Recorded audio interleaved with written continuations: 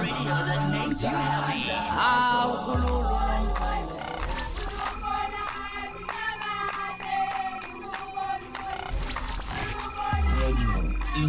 Inkezo.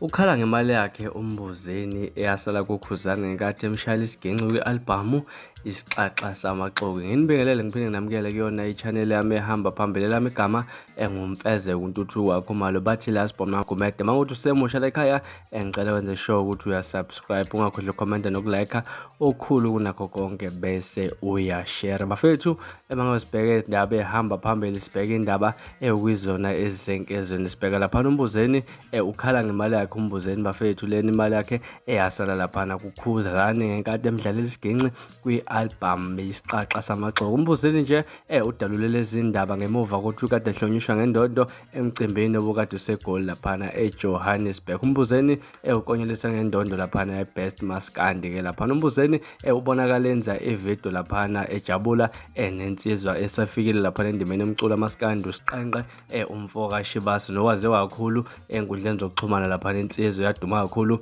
emsakazweni uKhozi FM lapha bafethu mangakuthi mhlamba ukayibona le video uMbuzeni ekhala ngemali yakhe lapha kuKhuzani awuke ubambelana sikhulume ngabe sibuya kule video. Ubani umaskandi othe angithola award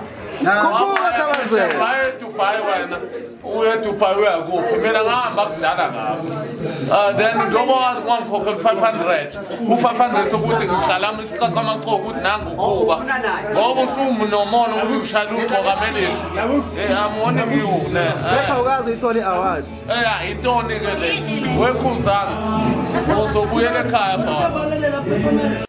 Hayi bafethu ngenza ukuthi ngiyathemba nje Zibonele lapha insizwa ikhuluma lapha nisho ukuthi uKhuzani yakaze ayinike lapha imali engango 500 rand eyasala lapha kwi-album Isixaxa Samaxoki. Kangazi ke mina ukuthi kuthini kwakho ukuphawula kuphawula ngalolu daba kwi-comment section. Ngenza kwethu bekuyilona udaba benginilethelelwa namhlanje. Ningakhohlwa ukusubscribe ukulike nokucomment nokushare okukhulu kunakho konke bafethu.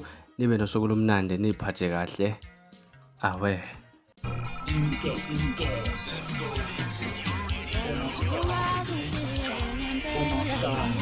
yabare ulalele umuntu umemezana umemeze ngathi uyakhala uyalila ukuthi igula likajama lichithekile